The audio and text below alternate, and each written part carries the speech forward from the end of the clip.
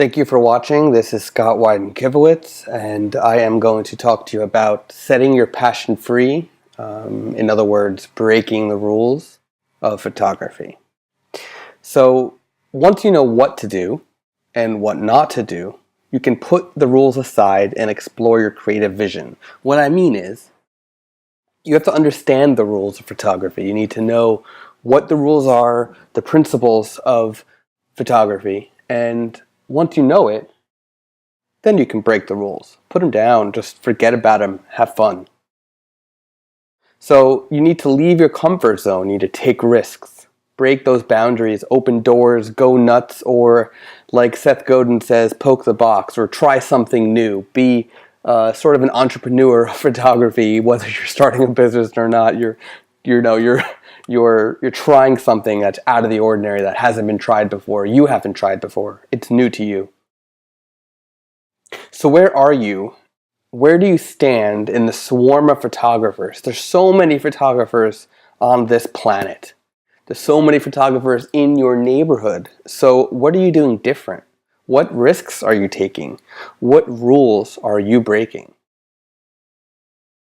Thomas Edison once said, "We shall have no better conditions in the future if we are satisfied with all those which we have at present." So if you're satisfied with what you're doing now, then what's the point? You need to strive for something better. You need to strive for something different. You need to just strive for something that you just haven't tried yet. You know, you need to have not a goal, but you need to have a vision to just keep going.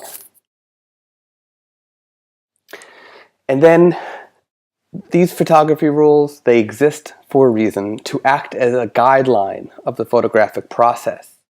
But what they don't tell you is that you're allowed to break those rules. So whether you went to school and you were told to do this and do that, you know, give it a shot. Just try something different.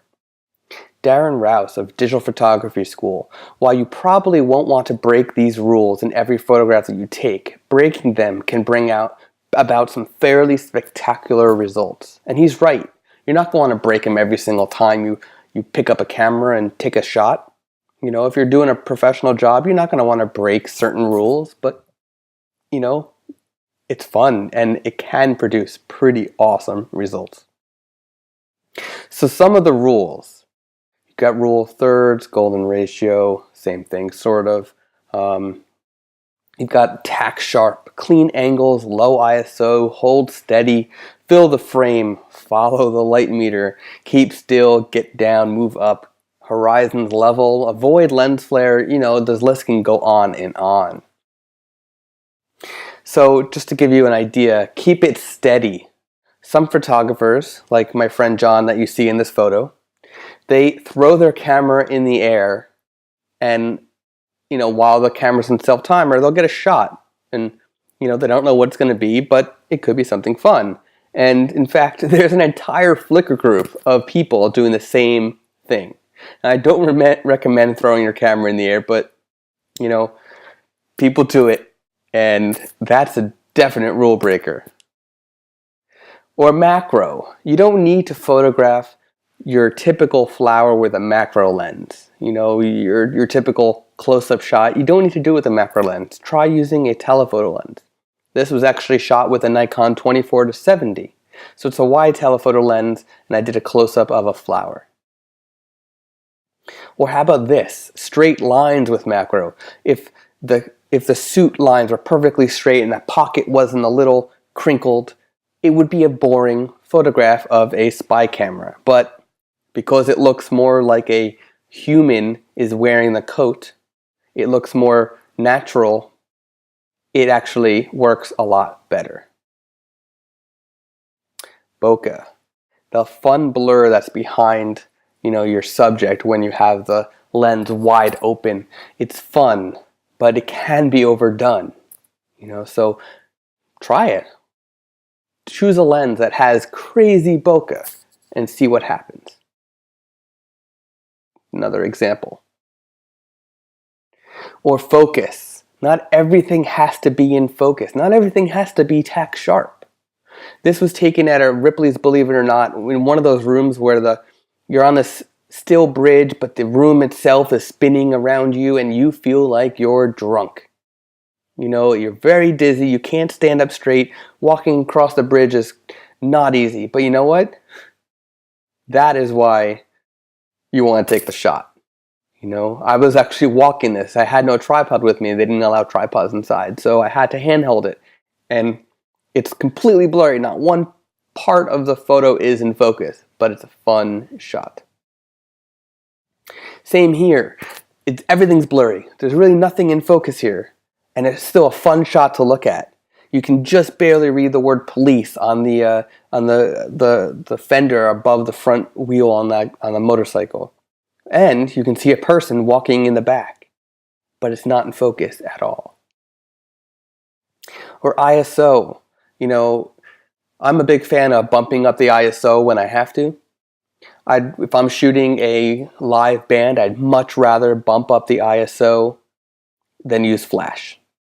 And you can see here, the ISO is up pretty high, and it just, all that light that was being absorbed from the different lighting inside the venue, it all looks so good.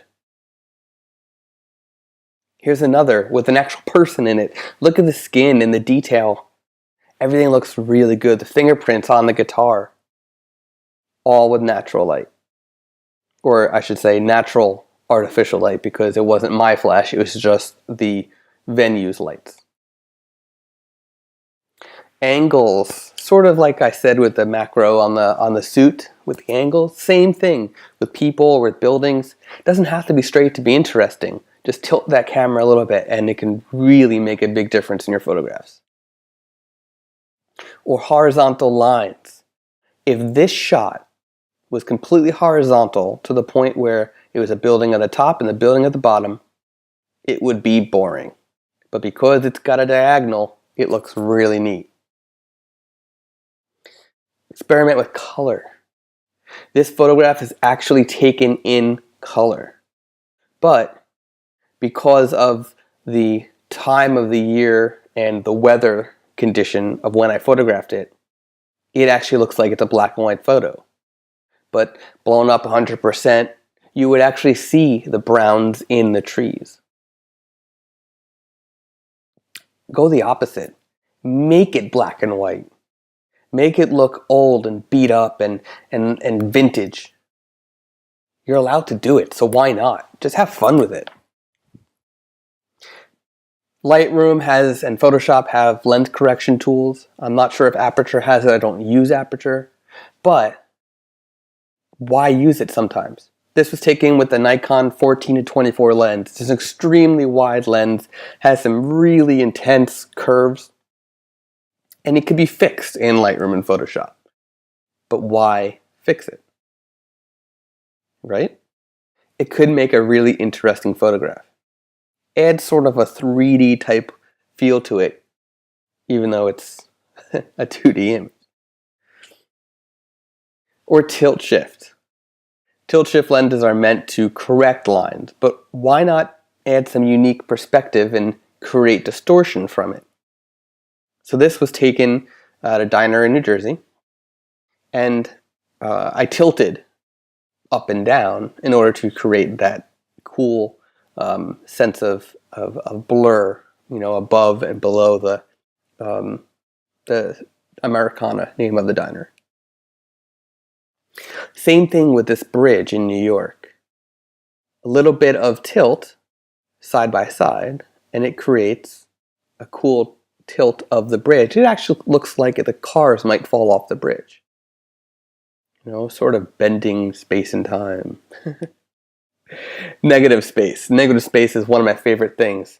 You could call it dead space, you know, to each his own, whatever you want to call it.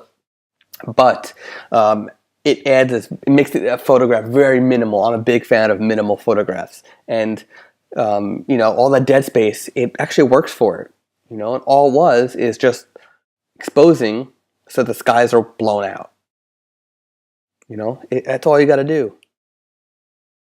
Timothy O'Sullivan was a photographer 1871 to 73. He did a survey of the American West. And the orthochromatic materials that he used actually took the blue skies and overexpose them. So he didn't have to adjust for the overexposed skies. It just the materials, the chemicals that were used actually did it in themselves. But it's something he wanted because it was different. Here's another one of minimalistic negative space, dead space, whatever you want to call it. This was taken in the Newport, Rhode Island. What you're seeing is basically the cliff walk, the famous cliff walk, and I'm standing at the street parking lot, ready to go start my trek on the walk. Photograph your surroundings. So when you're doing engagement photos, you don't have to get close up right on the couple. Step back or zoom away, get a wider view and get your subjects with their surroundings. Here's another one at a wedding. This is actually a bar wedding, bar inside of a hotel, and they, I guess, have been going there for years. So they had the wedding there and at the bar, and then I got some shots of them outside in front of it. Here's another great example. I used a fence around a tennis court on a Halloween, and I told everyone who's coming to my Halloween party that year that they had to get their portrait taken in costume or they can't come. So I set up a little mini studio in front of this fence. You can't see the tennis courts inside of the fence, but the fence itself makes a really good background. One light, bam, and the fence is now a background. HDR is a love-hate relationship. I'm a big fan of HDR when done correctly, when very natural, and of landscapes. I'm not a fan of HDR with people. I've experimented with it, as most probably have, but I do enjoy HDR of landscapes. So this is one of my favorite that I've taken from Boston. And so again, it's not really breaking the rule per se, HDR, but it's not it's not the norm, I guess, so I guess in one way it is breaking the rule, one way it's not. Here's another HDR taken from the Statue of Liberty. I thought that was really cool. The sun was just casting the beautiful shadow of Lady Liberty on the island, and I just had to capture that. So that was, I believe, 7 brackets. And one more. This is taken in Arizona. This is the church in the rock. So you got to be sneaky. Don't let the animals know you're there. You'll scare them. Now this was just taken with an iPhone or Android. I forgot what I had at the time. But so you don't need the best camera in the world in order to get a fun shot. You can be creative. You can break those rules by just having something with you. Chase Jarvis once said, the best camera is the one that's with you. He's right. So don't let the animals see you, but don't let the people see you. You don't have to tell someone that you're photographing them, unless you're planning on selling the photo, of course. But so this is actually a photo of my wife, of one of the kittens that her family has. And it was just the perfect moment. So I grabbed my camera, took the shot, didn't say what I was doing, and done. So a lot of times they say don't be overhead when you're photographing a child. Get down to their level so it doesn't look strange. However, why? I did it and it looks cool. It's a fun shot. And you know what? The mother loved it. Same thing, upward angle. I was photographing this guy, Josh. He is a model from New Jersey, and actually I was doing a live shoot a couple years ago before Google Plus and all that, and I just used my Android and Ustream and created a nice live photo shoot for everyone. And we were in a park, and he climbed a tree, and then we were photographing up in the tree. You know what? The up angle actually worked well. It looks pretty cool. Mobile. As you saw before, I did shoot some mobile shots, and here you can have fun with it. There's so many apps. There's ViscoCam, there's Instagram, Hipstamatic. There's so many to play with. Break some rules and just try some weird things. Shooting through people can be a lot of fun. If the lady on the right, if her hand was a little bit lower, or, it could have been weird if it was blocking the boy that's dancing, but you gotta risk it. You gotta just have fun with it and try it and see what happens. And this one came out really cool because that kid was having some fun. Same thing with the surroundings, the nature itself. So this is Mark Twain's house in Connecticut. Obviously, he doesn't live there anymore because he is dead. But so Mark Twain's house is a really cool place to visit if you're ever in Connecticut. You can't photograph inside, but the outside is free game. So I was walking the grounds, and I thought this was a really fun angle. And the house is just beautiful. No detail whatsoever. As you can see, this image has no detail in the shadows. And basically what happened was I was driving back from the Church in the Rock back to our friend in the Tucson, Arizona area. And the sun was setting, and I pulled over really quick, and I had seconds to grab the shot. I had to unpack all my gear and just do what I could. And I didn't have a chance to really get the shot I would have wanted. There were cars coming, and the sun was setting, and I had to just do it. And it is what it is, but it's still a fun shot, even though the shadows had no detail. And that's what matters, if you had fun with it. Again, very little detail in the shadows. There's some, but not much. But this is so dramatic. Again, shadows, no detail. Look at her face. That's drama. A lot of fun. So just play with it. Who says that a face has to be perfectly exposed? Just a fun shot from Newport, Rhode Island. This is of one of the mansions. And I did a little bit of recovery in the fence because, shooting up with the sun up there, I had to, stop down a lot. And so there was very little detail, and I had to bring it back as much as I could. So cutting off people, cutting off a head, cutting off, legs, not always fond. People aren't fond of so much, but sometimes you gotta do what you gotta do. And actually, it worked really well. These shots are fun. Even though, the guitarist on the right has no head, it's still a fun shot. There's a story to be told there. Filters. Meet my friend Andrew. He and I, and my wife, and who was my girlfriend at the time, and one of our friends, the four of us went to the Statue of Liberty. And while after the tour, we were walking around the grounds and taking shots up at the lady. And Andrew and I both had neutral density filters, 10 stops, and we were using it to get some long exposures and cut back on exposure time and stuff like that, having some fun with it. And he was shooting right up at Lady Liberty, and I was walking by and I noticed that I can see the reflection barely there. So I told him, don't move. I twisted my neutral density right on top of his, and we got one of the coolest shots I've ever taken. I love the shot. It's a very simple shot, and it almost looks fake, but it was 100% real. I didn't do anything. I just exposed for the filter, exposed for the Statue of Liberty, and I got a really fun shot. Giving it a try. So here's some things. You can use the wrong lens on the right camera. A Nikon DX lens on an FX body or an FX lens on a DX body. Break some rules, try it, swap them. I've actually used a 35mm DX lens on the Nikon D700 body with FX crop. And, I can't close up more than the 1.8 or whatever the lens is because you get some crazy vignetting, but why? It's fun.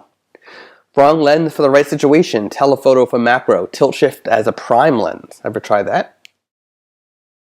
All distortion. Shoot with a with a fisheye.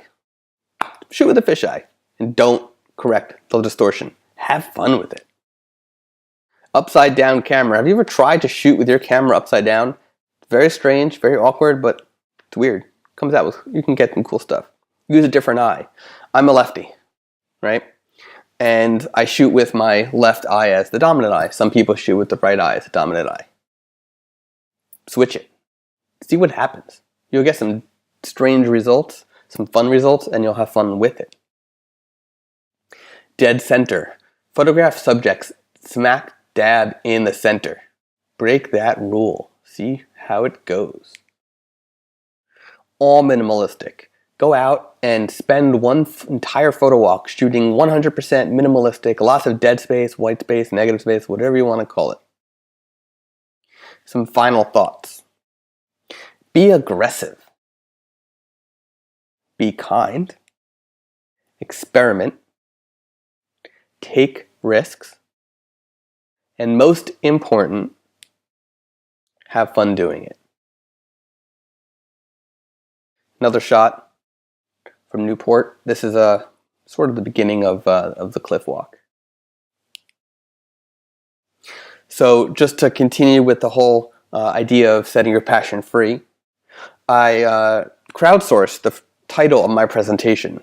Instead of me coming up with my own title, I figured I'd break the rule of presentation making and crowdsource it. So I put a blog out there, and I asked people to give me their advice on what to title it. Gave them the idea of what the presentation is about. And Martin actually commented with the perfect title, Set Your Passion Free. I loved it. So there we have it. Set your passion free, break some rules, and have fun, love photography, and I want to see what you have created. Thanks for watching.